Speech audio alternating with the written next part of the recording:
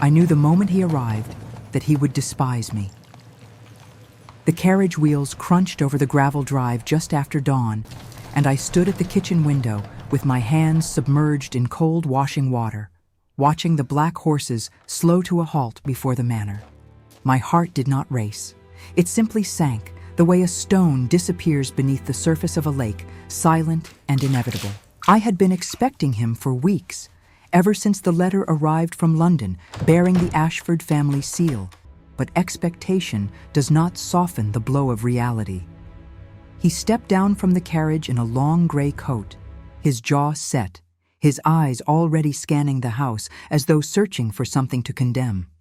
I dried my hands on my apron and smoothed the fabric over my skirt, knowing I would be summoned soon, knowing that whatever words I prepared would not matter. Men like him do not listen to women like me. The house had been silent since Lord Ashford's death. For 3 months I had walked its halls alone, save for the child sleeping upstairs and the occasional visit from the village priest.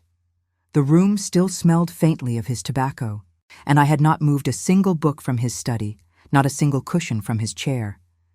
It felt wrong to alter anything, as though by preserving the space I could preserve something of him, some echo of the kindness he had shown me when the world offered none.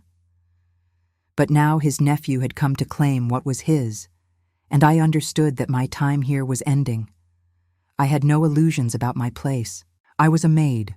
I had been a maid when Lord Ashford found me half-starved on the road to the village, and I would be a maid when I left this house, if I was fortunate enough to leave with any reference at all. The child stirred in the room above, and I heard the soft creak of the cradle rocking. I closed my eyes and whispered a prayer I did not believe would be answered. The butler, old Mr. Calloway, had left the week prior, citing his age and his need to return to his sister in Dover. I suspected he simply did not wish to face the new lord. He had loved the old man, as I had in his way, and grief makes cowards of us all. So it was I who opened the door when the brass knocker sounded, though it was not my place to do so. The young Lord Ashford stood on the threshold, taller than I had imagined, his dark hair disheveled from travel, his eyes the same piercing gray as his uncle's, but without the warmth. He looked at me as though I were an insect he had found in his tea. I curtsied low and stepped aside, my voice barely a whisper as I welcomed him to Ashford Hall. He did not acknowledge the greeting. He simply walked past me into the entrance hall, his boots echoing on the marble floor, his gaze sweeping over the portraits on the walls, the vases of dried lavender I had placed on the side tables, the light filtering through the tall windows. He stopped in the center of the room and turned to face me, and I felt the weight of his judgment like a hand pressing on my chest. "Tell me your name," he said, and his voice was colder than the November air outside. I told him, "Mary Dawson, my lord." He repeated it slowly, as though tasting something bitter.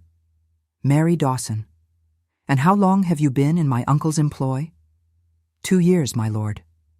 I kept my eyes on the floor. 2 years. He took a step closer, and I could smell the faint scent of leather and rain on his coat. "And in those 2 years, did you find my uncle to be a generous man?" I hesitated. The question felt like a trap. "He was very kind, my lord." "Kind." He laughed, a sharp sound without humor. "Kind enough to keep you on when others would have turned you out, I suppose. Kind enough to let you live under his roof, eat his food, warm yourself by his fire." I said nothing. There was nothing I could say that would not condemn me further. He circled me slowly, and I stood perfectly still, my hands folded in front of me, my heart beating so hard I thought he might hear it. "And tell me, Mary Dawson, what did you give him in return for all this kindness?" The accusation hung in the air between us like smoke. I had known it would come, but hearing it spoken aloud still made my stomach turn.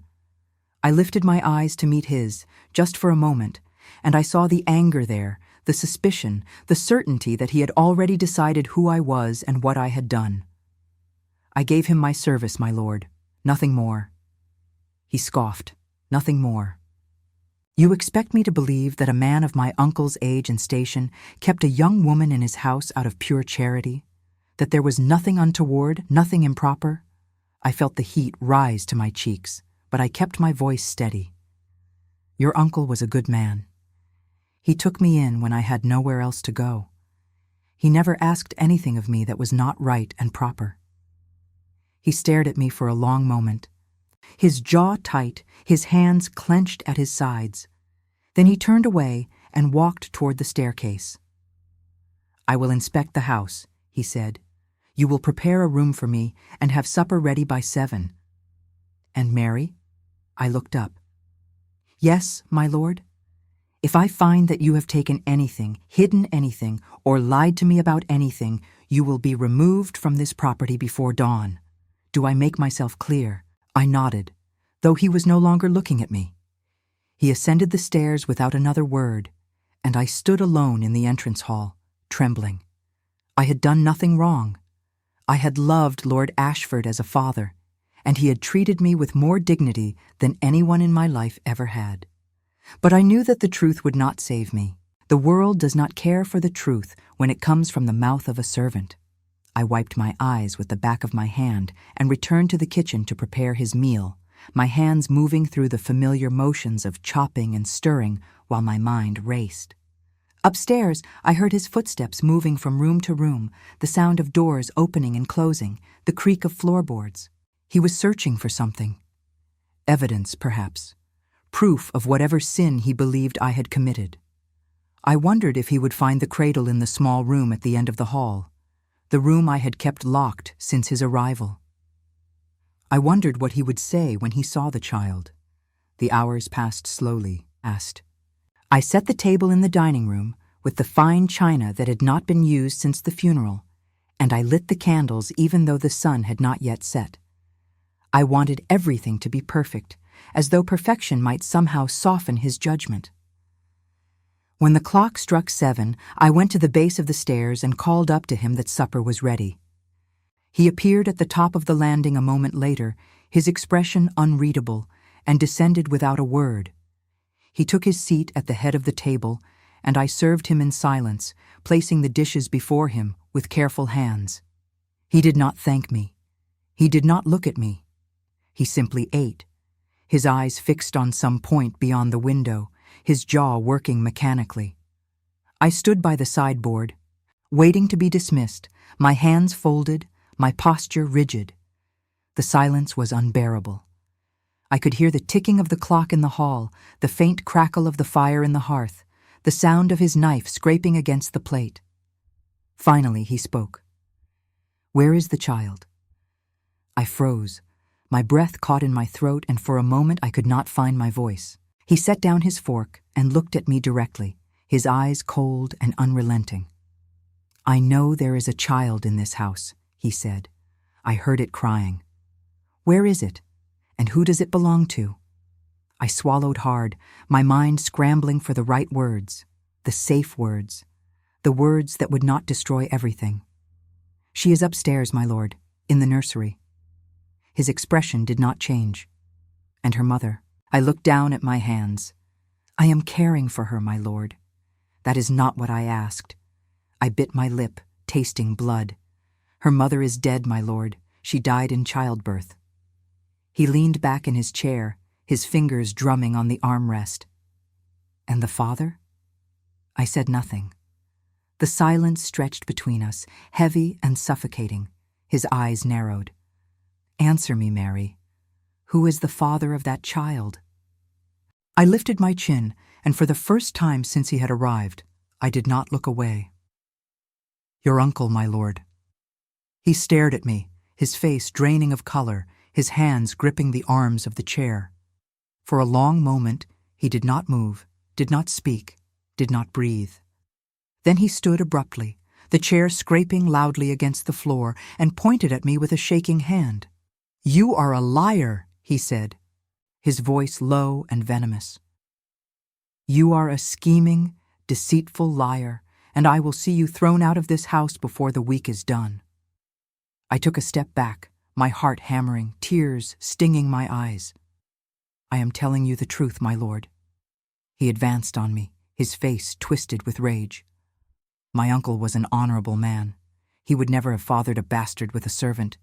You seduced him. You manipulated him. You wormed your way into his affections, and now you think you can claim his fortune through that child. But I will not allow it. Do you hear me? I will not allow it. I turned and fled from the room, my vision blurred with tears, my chest tight with sobs I could not release. I ran up the stairs and down the hall to the nursery, and I locked the door behind me, leaning against it as my legs gave way beneath me. The child was awake, her wide blue eyes watching me from the cradle, her tiny fist curled against her cheek. She looked so much like him, so much like the man who had given her life and then left this world before he could see her smile. I crossed the room and lifted her into my arms, holding her close, breathing in the sweet scent of her hair. I will protect you, I whispered. I will keep you safe. No matter what he believes, no matter what he says, I will not let him take you from me. She cooed softly, her hand reaching up to touch my face, and I closed my eyes and rocked her gently, humming a lullaby I had learned as a child. Outside, the wind rattled the windows, and somewhere below, I heard the sound of glass shattering. He was destroying something, searching for proof, punishing the house for the sins he believed I had committed. But I did not care. Let him rage. Let him hate me. The truth would come, in time. And when it did, he would see that everything he believed was a lie. The morning came gray and cold, and I woke to the sound of the child whimpering softly beside me. I had fallen asleep in the chair by the window, still dressed, my body stiff and aching from the awkward position. The events of the previous evening felt distant, like something that had happened to someone else, but the dread in my stomach was real enough. I rose slowly and went to the cradle, lifting her into my arms and pressing my lips to her forehead. She was warm and soft, her breath sweet against my neck. I changed her and fed her, moving through the motions with practiced ease, though my hands trembled slightly. I did not know what the day would bring, but I knew I could not hide forever. He would demand answers. He would demand proof. And I had nothing to offer him but the truth, which he had already decided was a lie. I dressed carefully, pinning my hair back tightly and smoothing my apron until there were no wrinkles. I wanted to appear composed, dignified, even if I felt like I was falling apart inside. When the child had settled back to sleep, I unlocked the door and stepped into the hallway, listening. The house was silent. I descended the stairs slowly, half expecting him to appear at any moment, to shout at me again or order me to leave. But the entrance hall was empty, the dining room untouched. I went to the kitchen and began preparing breakfast, though I had no appetite myself. I boiled water for tea and sliced bread, setting everything on a tray with a small pot of jam. It was what Lord Ashford had preferred, and I did not know what his nephew might like. I carried the tray to the dining room and set it on the table, then returned to the kitchen to wait. The clock ticked loudly in the silence. I wiped the counters, washed the dishes from the night before, rearranged the jars on the shelf. Anything to keep my hands busy, to keep my mind from spiraling into fear. He appeared in the doorway just after 8, his face drawn, his eyes shadowed as though he had not slept. He looked at me without speaking, and I gestured to the dining room. "Your breakfast is ready, my lord." He nodded curtly and turned away. I followed at a distance, standing by the sideboard as he sat and poured himself tea. He did not touch the food. He simply stared at the plate, his jaw tight, his fingers tapping restlessly against the table. Finally, he spoke, his voice low and controlled. "I have been awake all night," he said, "thinking about what you told me." I said nothing. I did not dare. He looked up at me, his gray eyes piercing. My uncle kept meticulous records, letters, ledgers, journals. If what you say is true, there will be evidence. I will find it, and if I do not, then I will know beyond any doubt that you are lying. I swallowed hard, my throat dry, I understand, my lord. He leaned back in his chair, studying me. Why did you not leave after he died? Why stay here, alone with a child that is not yours? The question caught me off guard. I had expected anger, accusations, but not this, not curiosity. I looked down at my hands, searching for the right words. She is mine now, my lord. Her mother is gone. Your uncle is gone. There is no one else to care for her. And you think that gives you the right to remain in this house? To live off his estate? I lifted my eyes to meet his. I think it gives me the responsibility, my lord. There is a difference. He said nothing for a long moment, his expression unreadable. Then he stood and walked to the window, his hands clasped behind his back. Tell me about her mother, he said quietly. Who was she? I hesitated. The truth was complicated, painful, and I was not certain he would believe me, even if I told him. But I had promised myself I would not lie, no matter the cost. Her name was Eleanor, my lord. She was a lady's maid in the household of your uncle's neighbor, Lord Pemberton. She came here seeking refuge. He turned to face me, his brow furrowed. Refuge from what? From Lord Pemberton's son, my lord. He had taken an interest in her, and when she refused him, he forced himself upon her. She fled to your uncle because she had nowhere else to go. He took a step closer, his expression shifting from suspicion to something darker, something almost like understanding. And my uncle believed her? I nodded. He did more than believe her, my lord. He protected her. He wrote to Lord Pemberton and demanded that his son be held accountable. But Lord Pemberton refused.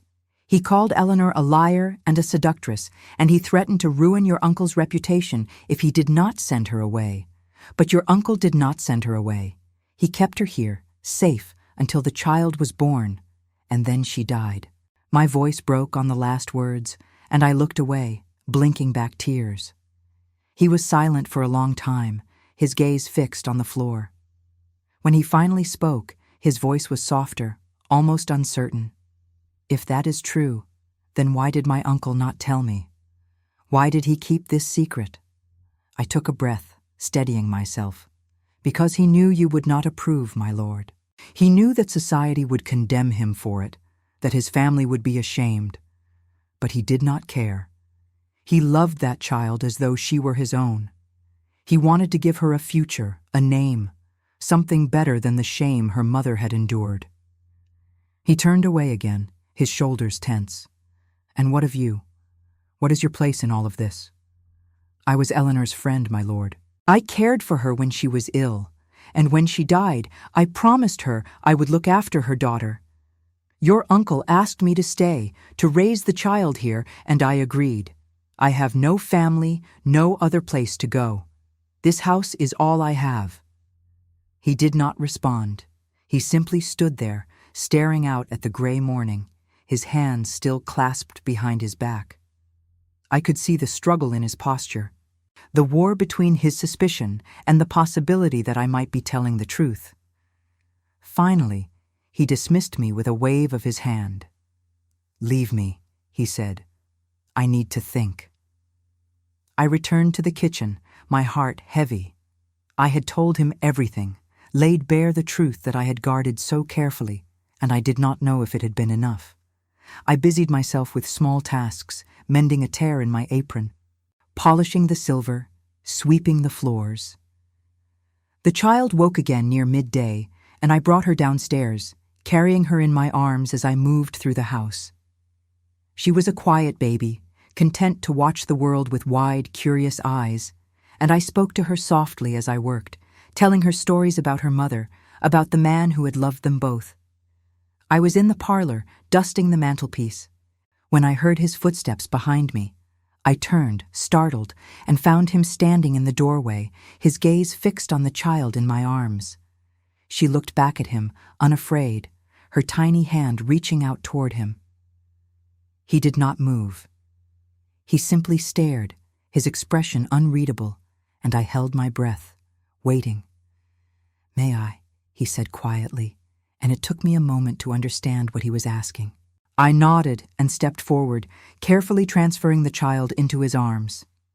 He held her awkwardly at first, as though she were made of glass, but she settled against him easily, her head resting on his shoulder. He looked down at her, and I saw something shift in his face, a crack in the hard shell of his anger. "She has his eyes," he murmured, almost to himself. I said nothing, afraid to break the fragile moment. He carried her to the window, rocking her gently, and I watched as the tension slowly drained from his body. When he finally spoke again, his voice was thick with emotion. "If what you say is true, if my uncle truly cared for this child, then I have wronged you. I have wronged him." I took a step closer, my heart aching. "You did not know, my lord. You were only trying to protect his memory." He shook his head, his jaw tight. "That is no excuse. I accused you of terrible things. I treated you as though you were a criminal, and you have borne it with more grace than I deserved." I did not know what to say. The apology was unexpected, and it left me feeling raw and exposed. He turned to face me, still holding the child, his eyes searching mine. "I want to believe you, Mary, but I need to see proof. I need to understand what my uncle intended for this child, for you, for this house. There must be something, some letter or document that explains his wishes." I hesitated, then nodded slowly. "There is a letter, my lord. He left it with his solicitor in London to be read after his death, but the solicitor has not yet come. He was supposed to arrive last month, but he sent word that he was delayed. He will be here within the week. He said he would bring the will." His expression tightened. "The will, of course." He looked down at the child again, his thumb brushing gently against her cheek. "And you believe this letter will vindicate you?" "I do not know, my lord, but it will tell the truth. And that is all I have ever wanted." He handed the child back to me, his movements careful, almost reverent. "Then we will wait for the solicitor," he said. "And until then, you will remain in this house. You will continue to care for the child, and I will not speak another word of accusation against you. But Mary, if I find that you have deceived me, if any of this proves to be a fabrication, I will not be merciful. Do you understand?" I nodded, clutching the child to my chest. "I understand, my lord."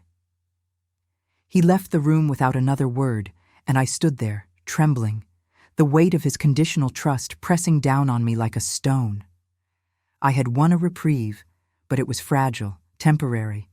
Everything now depended on the solicitor, on the words Lord Ashford had written before he died.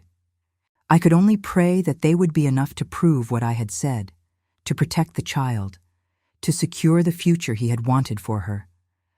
But doubt gnawed at me, cold and insistent. What if the letter was not clear? What if it left room for interpretation, for suspicion? What if Lord Edward Ashford decided that his uncle had been manipulated, deceived, tricked into caring for a child that was not truly his? The days that followed were strange and uncomfortable. He did not leave the house, and neither did I. We moved around each other like ghosts, careful not to intrude, not to provoke. He spent hours in his uncle's study, reading through old correspondence, examining ledgers and papers, searching for something that would either confirm or refute my story. I continued my work, keeping the house clean, preparing meals, caring for the child. Sometimes I would catch him watching me, his expression thoughtful, his eyes no longer filled with the cold fury of that first night. Once, he helped me carry firewood from the shed, insisting that it was too heavy for me to manage alone. Another time, he asked me to sit with him in the parlor after supper, and we talked quietly about his uncle, about the man we had both loved in different ways. He told me stories I had never heard, memories from his childhood, and I saw the grief in his eyes, the regret for the years he had spent away, too consumed by his own life to visit the old man who had raised him. I told him about the small kindnesses Lord Ashford had shown me, the way he had treated me not as a servant, but as a person worthy of dignity and respect. And slowly, Imperceptibly, the wall between us began to crumble. But the question of the child remained unresolved, and it hung over us like a shadow. He did not ask me about her again, but I saw the way he looked at her when he thought I was not watching, the way his expression softened, the way his hands clenched as though he were fighting some internal battle. I knew he wanted to believe me. I knew he wanted to believe that his uncle had been a good man, that the child was innocent, that I had told the truth. But belief is not the same as certainty, and certainty required proof. So we waited, and with each passing day, the tension grew, the silence became heavier, the weight of the unknown more unbearable. Until finally, on a cold afternoon near the end of the week, a carriage appeared on the drive, bearing the crest of a London law firm. The solicitor had arrived, and with him, the truth. The solicitor was a thin man with wire spectacles and a somber expression, his black coat dusted with the fine powder of the road. He introduced himself as Mr. Thornberry, senior partner of Thornberry and Sons, and he carried with him a leather case that seemed far too heavy for his frail frame. Lord Edward received him in the drawing room, and I was summoned to stand by the door. My presence required but my voice unnecessary. I held the child in my arms, her weight a comfort against the trembling in my chest. Mr. Thornberry did not look at me, but I felt his awareness of me nonetheless, a cool and appraising attention that made my skin prickle. He set the case on the table and opened it with deliberate slowness, withdrawing a thick envelope sealed with red wax. "This," he said, "is the last will and testament of Lord Richard Ashford, executed in my presence 6 weeks before his death." Lord Edward leaned forward, his hands gripping the arms of his chair. "And what does it contain?" Mr. Thornberry adjusted his spectacles. "That, my lord, is what we are here to determine." He broke the seal and unfolded the papers, his eyes scanning the lines of careful script. The room was utterly silent. I could hear the ticking of the clock on the mantel, the faint crackle of the fire, the soft sound of the child breathing against my shoulder. Lord Edward sat rigid, his face pale, his jaw clenched so tightly I thought it might break. Mr. Thornberry cleared his throat and began to read. "I, Richard James Ashford, being of sound mind and body, do hereby set forth my final wishes regarding the disposition of my estate and the care of those dependent upon me." His voice was dry, methodical, the words rolling over me like waves. I felt dizzy, unmoored, as though the floor beneath me had turned to water. He continued, detailing the various properties and investments, the sums to be distributed to distant cousins and charities, the instructions for the upkeep of the manor. And then he paused, his eyes lifting from the page to glance briefly at me before returning to the document. Regarding the child known as Charlotte Eleanor Ashford, he read, and my breath caught in my throat. Lord Edward's head snapped up, his eyes wide. "Charlotte Eleanor Ashford? The child has a name?" Mr. Thornberry nodded. "She does, my lord. Your uncle gave it to her at her christening, which he arranged privately with the parish priest. He acknowledged her as his ward and made arrangements for her care.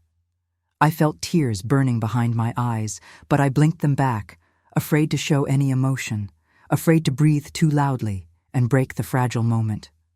Mr. Thornberry continued, "It is my wish that Charlotte Eleanor Ashford be recognized as my adopted daughter and heir to the sum of £10,000, to be held in trust until she reaches the age of 21. In addition, she is to be provided with a home, an education befitting a young lady of quality, and all necessary provisions for her health and happiness." The room seemed to tilt. £10,000. Adopted daughter. The words echoed in my mind, too large to comprehend. Lord Edward stared at the solicitor, his face drained of color. "Adopted daughter," he repeated, his voice barely a whisper. "But that is impossible. She is the child of a servant." Mr. Thornberry removed his spectacles and polished them with a handkerchief, his expression unchanging. "Your uncle was quite explicit in his intentions, my lord. He understood that society would not approve, but he did not concern himself with society's approval. He believed the child to be innocent of any wrongdoing and deserving of a future. He wished to give her that future, and he used the full extent of his legal rights to do so. Lord Edward shook his head slowly, as though trying to dislodge the information from his mind. But why? Why would he do such a thing? Mr. Thornberry replaced his spectacles and met his gaze directly. Because, my lord, he believed it to be the right thing to do, and because he loved her. The words hung in the air, simple and undeniable. I felt a sob rising in my chest, but I choked it down, pressing my face against the child's hair. Charlotte. Her name was Charlotte. Lord Ashford had given her a name, a future, a place in the world. He had made her legitimate in the only way he could, and he had done it knowing that it would cause turmoil, knowing that his family might never forgive him. But he had done it anyway, because he had loved her. Lord Edward rose from his chair and walked to the window, his back to us, his shoulders tense. And what of the rest of the estate? What of this house? Mr. Thornberry consulted the document again. The house and its contents are bequeathed to you, my lord, as the primary heir. However, there is a condition. A condition. Lord Edward turned, his eyes narrowing. What condition? Mr. Thornberry's voice remained steady. Your uncle stipulated that the child, Charlotte, is to remain in residence at Ashford Hall until she comes of age, and that she is to be raised here under the care of Miss Mary Dawson, who is to be provided with a salary and accommodation for as long as she fulfills this role. Should you choose not to honor this condition, the house is to be sold and the proceeds donated to the Foundling Hospital in London. Lord Edward's face went white. He is holding the house hostage, he said, his voice shaking. He is forcing me to accept this arrangement or lose everything. Mr. Thornberry folded the papers calmly. He is ensuring that his wishes are honored, my lord. There is a difference. Lord Edward turned to me, his eyes blazing with a mixture of anger and something else, something I could not name. You knew about this, he said. You knew what was in the will. I shook my head, my voice trembling. I did not know the details, my lord. I only knew that he wanted her to be cared for. I did not know about the money, or the adoption, or any of it. I swear to you, I did not know. He stared at me for a long moment, his chest rising and falling with rapid breaths, and then he turned back to Mr. Thornberry. Is there anything else? The solicitor hesitated, then withdrew a smaller envelope from the case. There is a personal letter, my lord. Your uncle asked that it be given to you after the reading of the will. Lord Edward took it, his hand shaking slightly, and stared at the familiar handwriting on the front. He did not open it. He simply held it, his fingers gripping the paper as though it were the only solid thing in the room. Mr. Thornberry rose and collected his papers, returning them to the case with precise movements. If you have any questions, my lord, you may contact my office in London. Otherwise, I believe my business here is concluded. Lord Edward did not respond. He stood by the window, clutching the letter, his face turned away from us. Mr. Thornberry glanced at me, and for the first time, I saw a flicker of sympathy in his eyes. He nodded slightly, then turned and left the room, his footsteps echoing down the hall. I heard the front door open and close, the sound of the carriage pulling away, and then there was only silence. I did not know what to do. I did not know if I should leave or stay, speak or remain quiet. The child began to fuss, and I rocked her gently, humming under my breath. Lord Edward did not move. He stood there for what felt like an eternity, his back to me, his shoulders rigid. And then slowly, he opened the letter. I saw his hands tremble as he unfolded the paper, his eyes moving over the lines. I could not see what it said, but I saw the effect it had on him. His shoulders sagged, his head bowed, and when he finally looked up, his eyes were red and wet with unshed tears. He crossed the room in 3 long strides and stopped in front of me, his gaze fixed on the child. "May I hold her?" he asked, his voice hoarse. I nodded and carefully transferred her into his arms. He held her close, his hand cradling her head, his eyes closed. "I am so sorry," he whispered, and I did not know if he was speaking to her or to his uncle or to me. "I am so sorry for everything." I stood there, my arms empty, my heart aching, and I said nothing. There was nothing I could say that would ease his pain, nothing that would undo the accusations he had made or the judgment he had passed. But I saw the change in him, the softening, the breaking open of something that had been locked away. He looked at me over the child's head, his eyes searching mine. "He wrote that he trusted you," he said quietly. "He wrote that you were the only person he believed could raise her with love and kindness. He said that you had shown him what it meant to care for someone without expecting anything in return." I felt tears spill down my cheeks, and I did not bother to wipe them away. "He was a good man," I said softly. "He was the best man I have ever known." Lord Edward nodded slowly, his gaze dropping back to the child. "And I have dishonored his memory. I have treated you abominably, and I have no excuse." He took a shaky breath. "But if you will allow it, I would like to make amends. I would like to honor his wishes. I would like to give Charlotte the home he wanted for her, and I would like you to stay and care for her as he intended." I stared at him, hardly daring to believe what I was hearing. "You mean it?" He met my eyes, and I saw the sincerity there, the regret, the determination. "I mean it. I do not know if I can ever truly make up for the things I said, but I will try. I will do everything in my power to ensure that she is safe and loved and given every opportunity. And I will ensure that you are treated with the respect you deserve." My voice broke. "Thank you, my lord." He shook his head. "Do not thank me. I am only doing what I should have done from the beginning."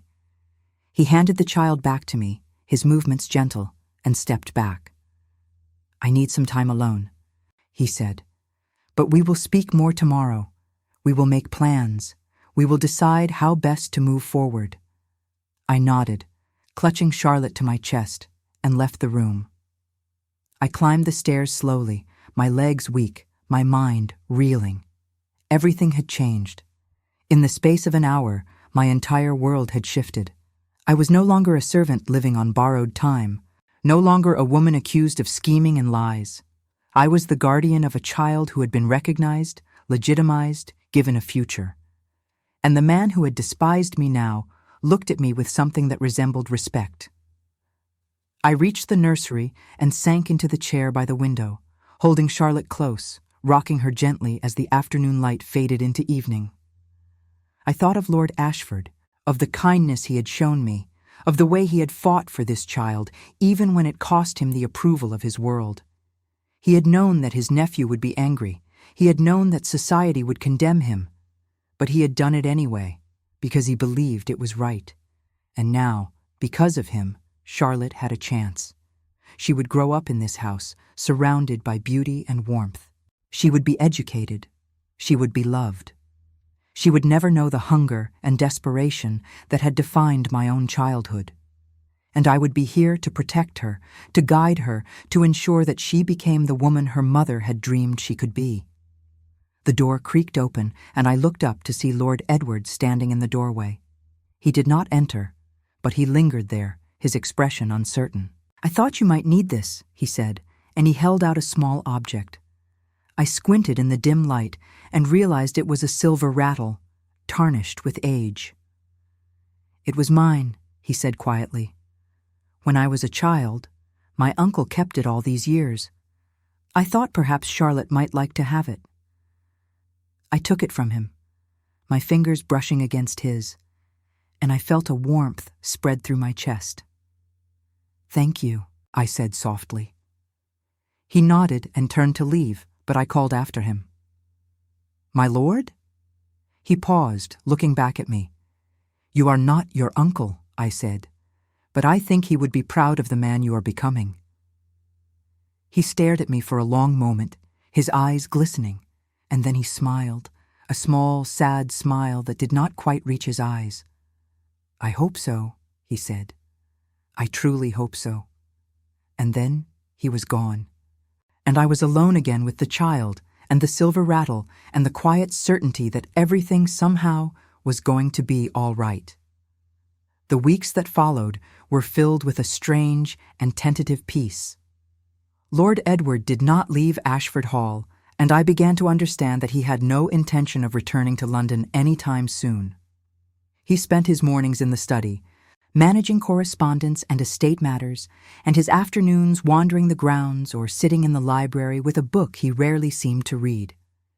He was present in a way his uncle had been in his final months, quietly occupying the space, becoming part of the rhythm of the house. And slowly, carefully, he began to involve himself in Charlotte's life. He would appear in the nursery doorway in the early evening, asking if he might hold her, and I would hand her over, watching as he cradled her with increasing confidence. He spoke to her softly, telling her stories about his childhood, about the places he had traveled, about the uncle who had raised him. And she would look up at him with those wide blue eyes, her tiny hand curling around his finger, and I could see the way his heart was breaking open, piece by piece. He asked me questions, too, about Eleanor, about the circumstances that had brought her to the house, about the months she had spent here before Charlotte was born. I told him everything I could remember, the fear in her eyes when she first arrived, the way she had clung to Lord Ashford's kindness as though it were a lifeline, the pain of her labor and the stillness that had followed. He listened without interrupting, his expression grave, and when I finished, he was silent for a long time. "She deserved better," he said finally. "She deserved justice." I nodded, my throat tight. She did. But she had your uncle, and that was more than most women in her position could hope for. He looked at me, his gray eyes searching. "And what of you, Mary? What did you deserve?" I did not know how to answer that. I had never thought of myself as deserving anything. I had survived, and that had been enough. But the way he looked at me, the weight of his attention, made me feel seen in a way I had not felt since Lord Ashford's death. "I deserved kindness," I said quietly, "and I received it. From him. And now, from you." He did not respond, but something shifted in his expression, a softening that made my chest tighten.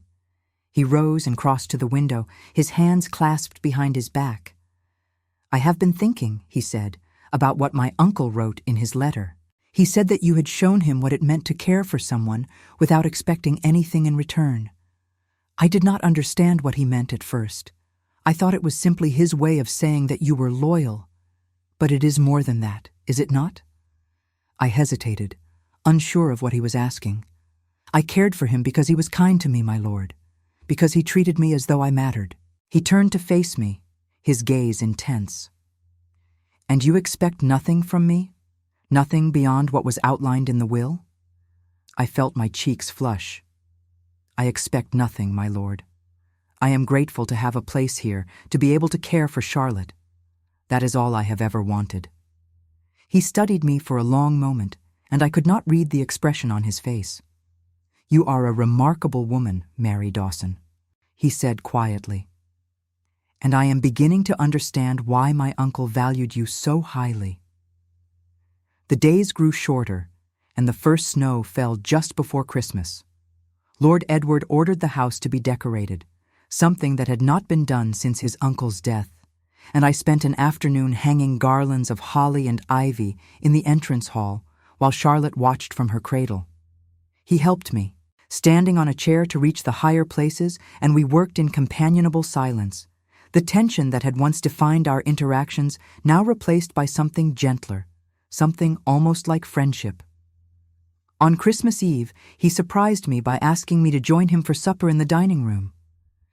I hesitated, unsure if it was appropriate, but he insisted. "It is Christmas, Mary," he said with a small smile. "Surely we can set aside formality for one evening." So I dressed carefully, pinning my hair in a softer style and wearing the one good dress I owned, a simple gray wool that had belonged to Eleanor.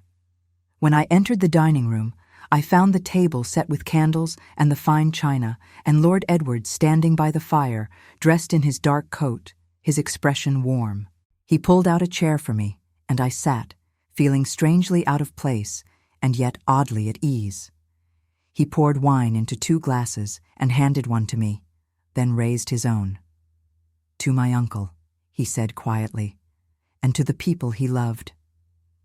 I lifted my glass and echoed the toast, my voice trembling slightly. We ate slowly, talking about inconsequential things, the weather and the state of the roads and the village gossip I had heard from the baker's wife. But beneath the lightness, there was a current of something deeper, an awareness that we were circling around but not quite naming. When the meal was finished, he rose and crossed to the sideboard, retrieving a small, wrapped package.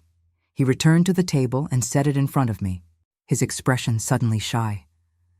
"I wanted to give you something," he said, "to thank you for everything." I stared at the package, my heart pounding. "My lord, I cannot accept this." He shook his head. "Please, Mary. It would mean a great deal to me if you would."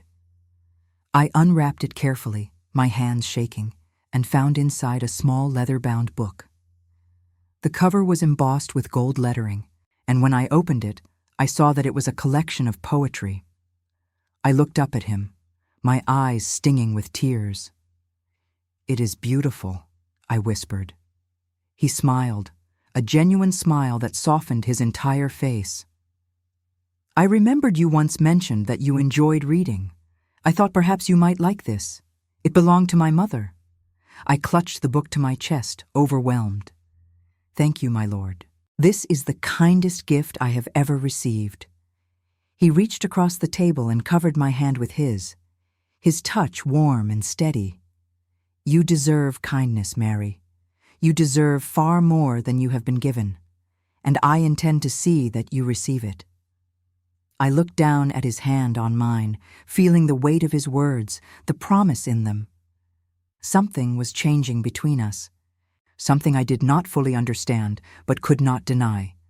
And it frightened me, because I knew that women like me did not end up with men like him, no matter how kind they were, no matter how much they claimed to value us. The winter deepened, and with it, the intimacy between us grew. He began to seek me out during the day, asking my opinion on estate matters, discussing his plans for the spring planting, inviting me to walk with him through the snowy gardens while Charlotte slept. We talked for hours about everything and nothing, and I found myself sharing things I had never told anyone: the loneliness of my childhood, the fear I had felt when Eleanor died, the gratitude I felt toward Lord Ashford for giving me a purpose. And he shared his own struggles, the pressure he had felt to live up to his uncle's legacy, the guilt he carried for not visiting more often, the loneliness of his life in London, surrounded by people who knew his name but not his heart.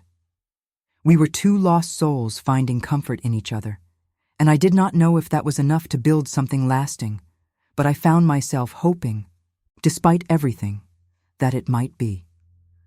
One evening, as we sat by the fire in the parlor, he asked me if I had ever thought about leaving, about going somewhere else and starting a new life. I looked at him, surprised by the question. "I have nowhere else to go, my lord. This is my home now."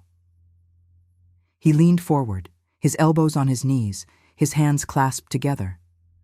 "But if you did have somewhere to go, if you had the means, would you leave?" I considered the question carefully, trying to understand what he was truly asking.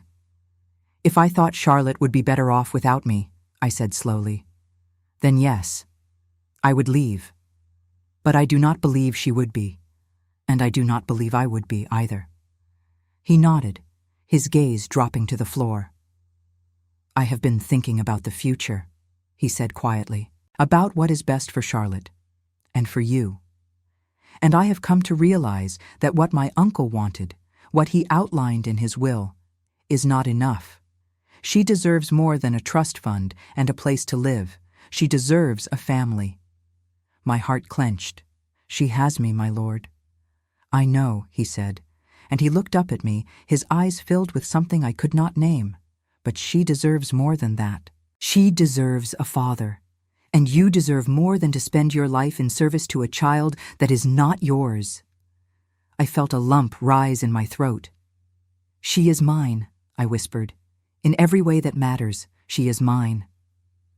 He reached out and took my hand, his grip firm and warm. I know, Mary, and that is why I want to ask you something that may seem impossible, but that I believe is right. I stared at him, my pulse racing, my mind spinning. He took a breath, his voice steady, but his eyes uncertain. I want to ask you to marry me. The words hung in the air between us, impossible and yet undeniable. I opened my mouth, but no sound came out. He continued, his words tumbling over each other in his haste to explain. I know that this is sudden. I know that you have no reason to trust me after the way I treated you. But I have come to care for you, Mary, deeply. And I believe that together we could give Charlotte the life she deserves. We could be a family, not just in name, but in truth. I shook my head, tears spilling down my cheeks. My lord, you do not know what you are saying. I am a servant. You are a lord. Society would never accept it. He squeezed my hand. I do not care what society thinks. My uncle taught me that. He showed me that the only thing that matters is doing what is right, what is kind, what is true. And this feels true to me. Does it not feel true to you? I looked at him, at the earnestness in his eyes, the vulnerability in his expression, and I felt my heart breaking open. It does, I whispered. But I'm afraid. Afraid of what? He asked gently. Afraid that you will change your mind, I said. Afraid that you will come to resent me, to regret this decision. Afraid that I am not enough. He cupped my face in his hands, his thumbs brushing away my tears. You are more than enough, Mary. You are everything. And I will spend the rest of my life proving that to you, if you will let me. I closed my eyes, leaning into his touch, and I felt the last of my resistance crumble. Yes, I whispered. Yes, I will marry you.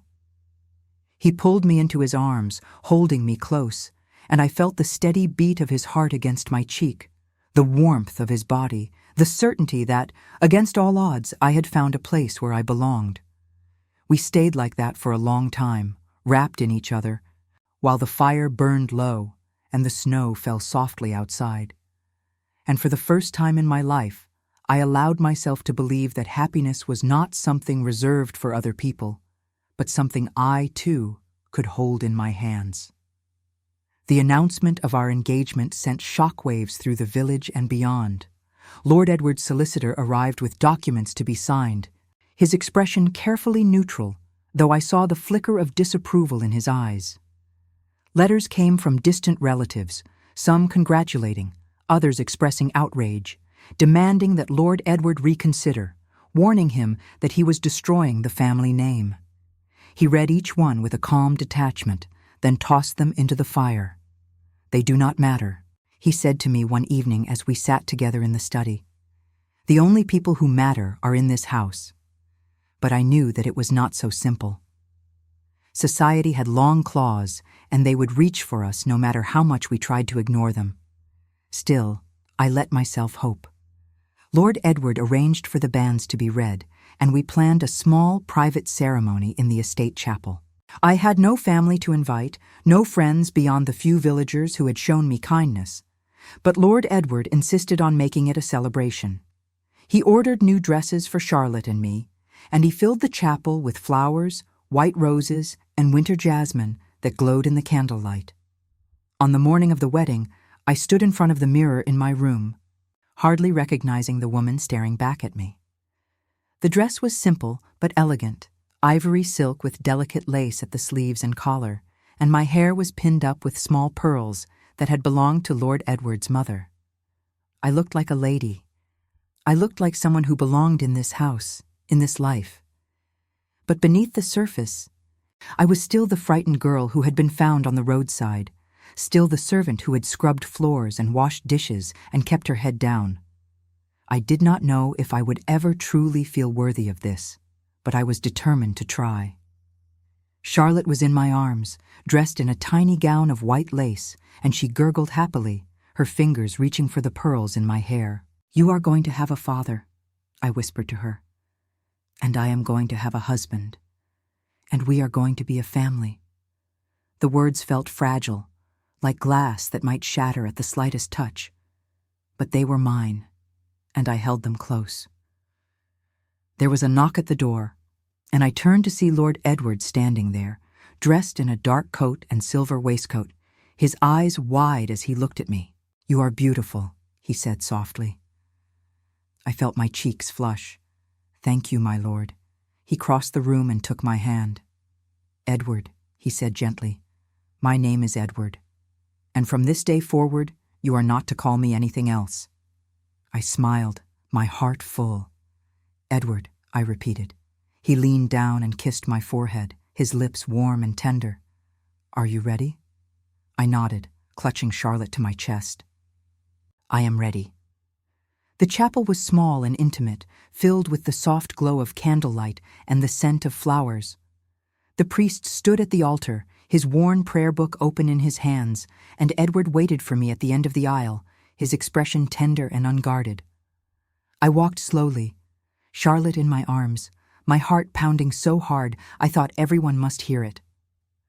There were only a handful of witnesses, the housekeeper from the village, the groundskeeper, Mr. Thornbury, the solicitor who had travelled from London at Edward's request, and a few villagers who had known Lord Ashford and wished to pay their respects to his memory.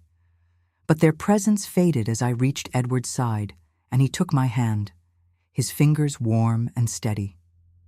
The priest began to speak, the ancient words of the ceremony washing over us, and I felt as though I were floating, untethered from everything I had known, moving towards something new and frightening and wonderful.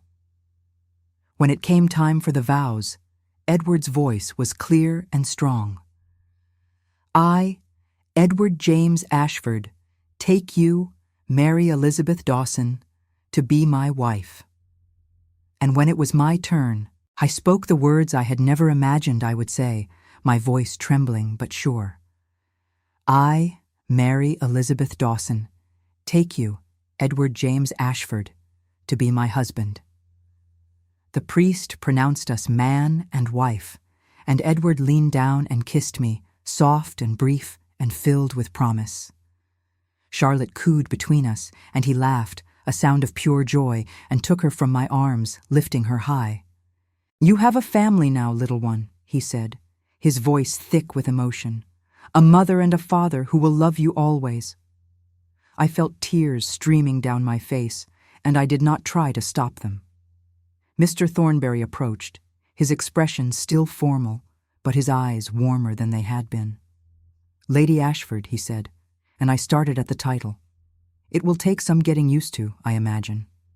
I nodded, unable to find words.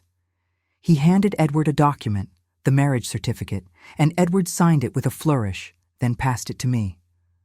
I stared at my name, written in careful script beside his, and I could hardly believe it was real. We left the chapel together, Edward's arm around my waist, Charlotte cradled against his shoulder, and we walked back to the house through the falling snow. The villagers who had attended threw rice and called out blessings, and I felt their goodwill like a warm cloak around my shoulders. Not everyone would accept us, I knew that.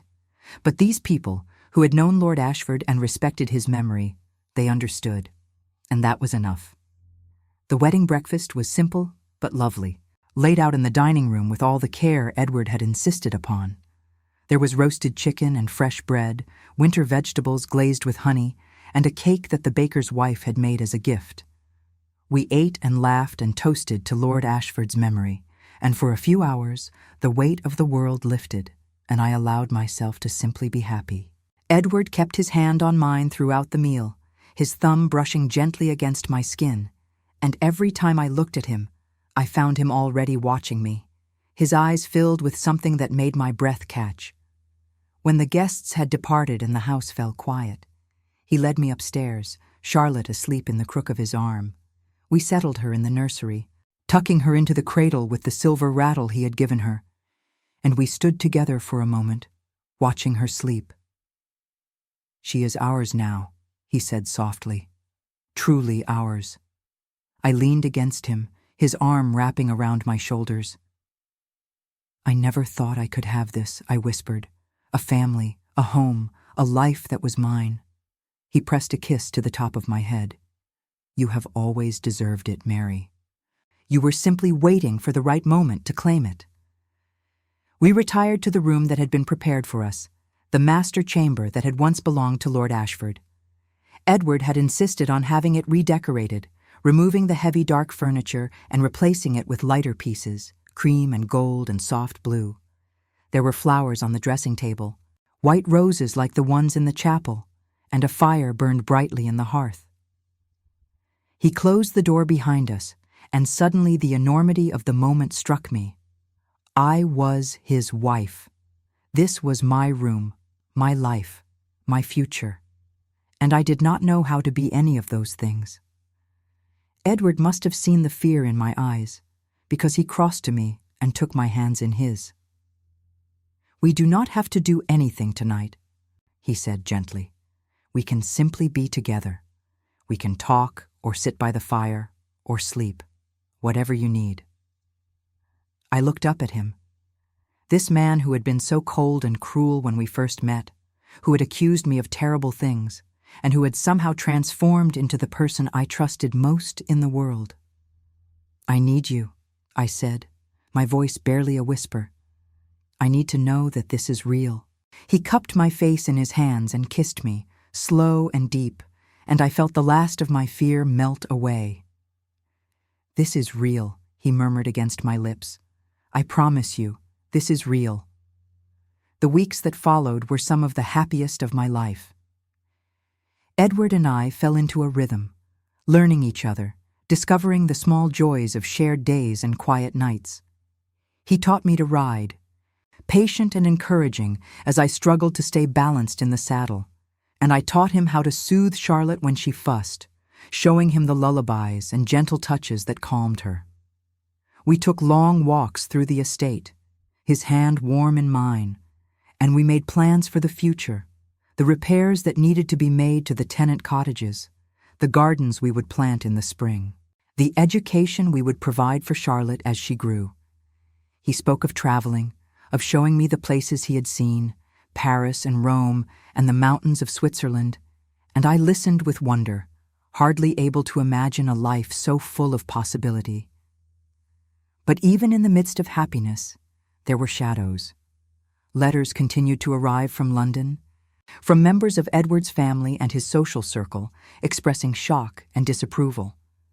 Some were merely cold, formal acknowledgments of the marriage.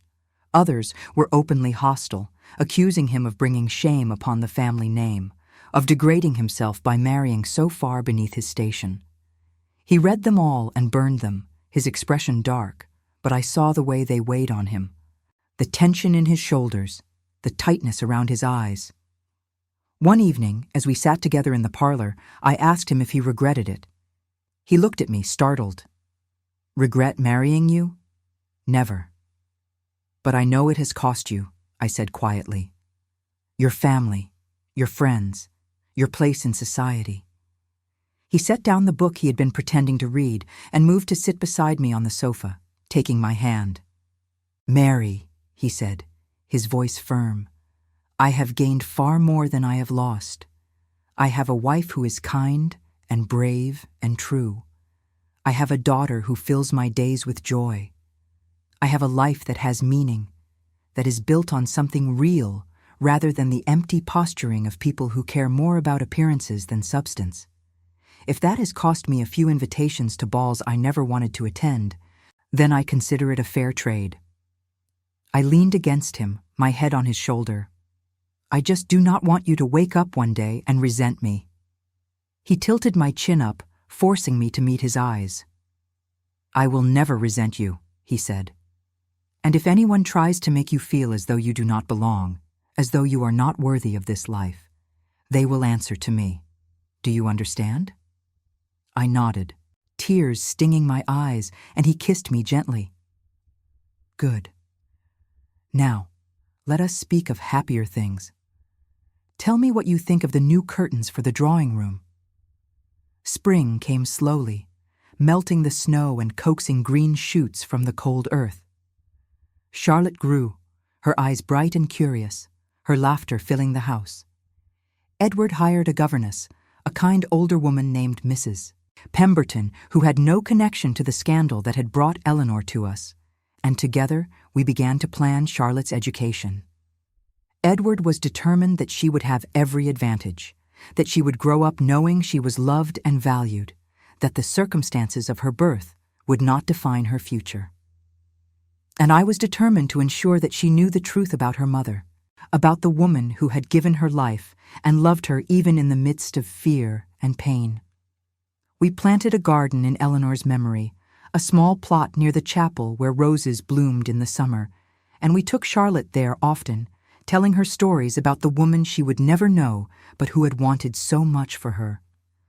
Edward proved to be a devoted father, patient and playful, and watching him with Charlotte made my heart swell with a love I had not known was possible.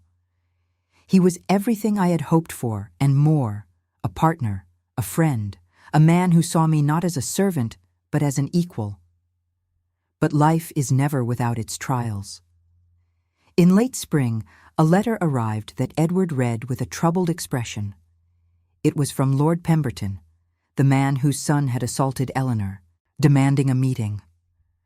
Edward wanted to refuse, to protect me from the pain of confronting the family that had destroyed Eleanor, but I insisted.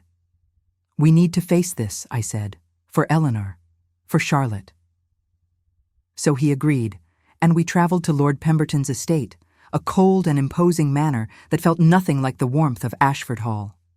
Lord Pemberton received us in his study, a tall man with silver hair and a hard, unforgiving face. He looked at me with barely concealed disgust, and I felt Edward's hand tighten on mine. Lord Pemberton did not waste time on pleasantries. "I understand you have taken in the child," he said, his voice clipped. "The child that the servant girl claimed was the result of my son's actions." Edward's voice was cold. "Charlotte is my daughter. She is legitimate and recognized under the law." Lord Pemberton's lip curled. "She is the bastard offspring of a lying servant and a foolish act of youthful indiscretion. My son has assured me that the girl was willing, that she attempted to trap him, and I believe him." I felt rage boil up inside me, but Edward spoke before I could. "Your son is a liar and a rapist," he said, his voice deadly calm. "And if you attempt to spread that falsehood, I will ensure that every person of quality in England knows the truth. I have Eleanor's testimony, written in her own hand and witnessed by my uncle. I have the testimony of the village priest who heard her confession. And I have the testimony of my wife, who was Eleanor's friend and confidant. If you wish to drag your family name through the mud, by all means, continue. But I promise you, you will lose." Lord Pemberton stared at him, his face flushed with anger. But there was fear in his eyes, too. "You would ruin your own reputation to defend a servant?" Edward leaned forward, his expression hard. "I would do anything to protect my family, and that includes ensuring that the truth is known. Now, if you have nothing further to say, we will take our leave."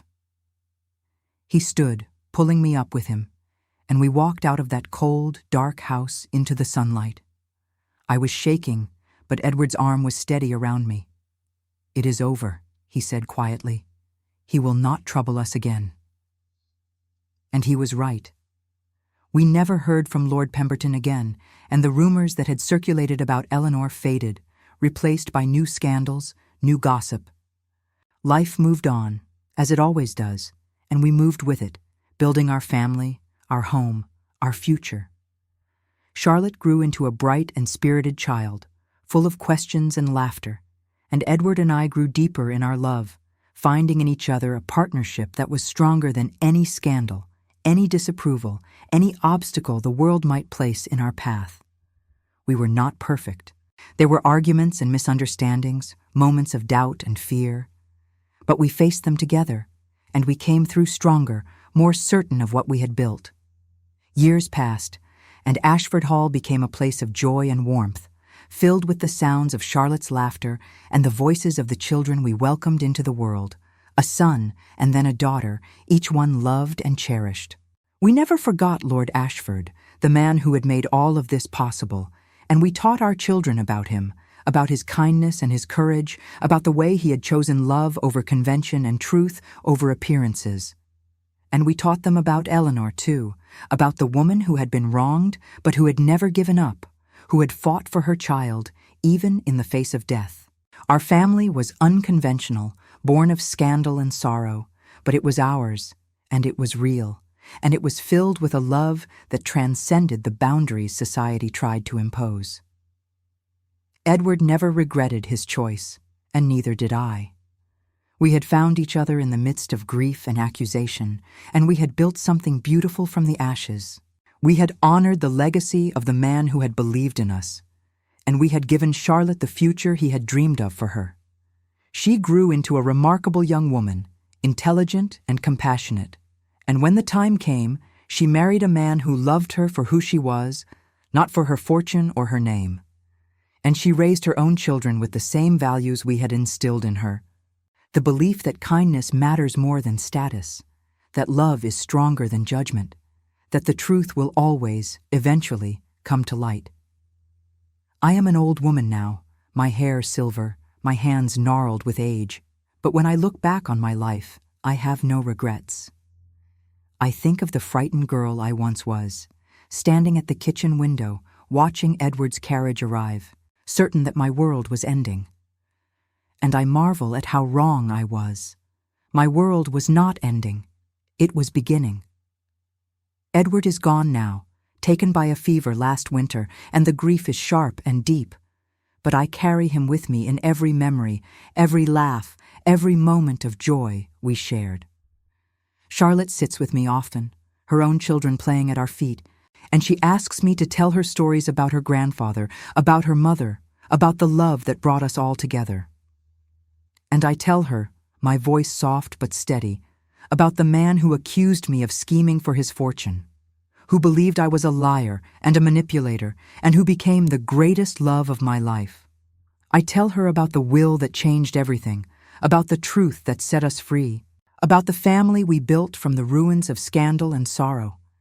And I tell her that love, true love, is not found in grand gestures or perfect circumstances, but in the quiet choice to see each other truly, to forgive, to hope, to build something together that is greater than the sum of its parts. That is the legacy Lord Ashford left us. That is the legacy we leave to our children. And as I sit here, watching the sun set over the gardens Edward and I planted together, I know that it was all worth it. Every moment of fear, every accusation, every tear. Because in the end, we found each other. And we found home.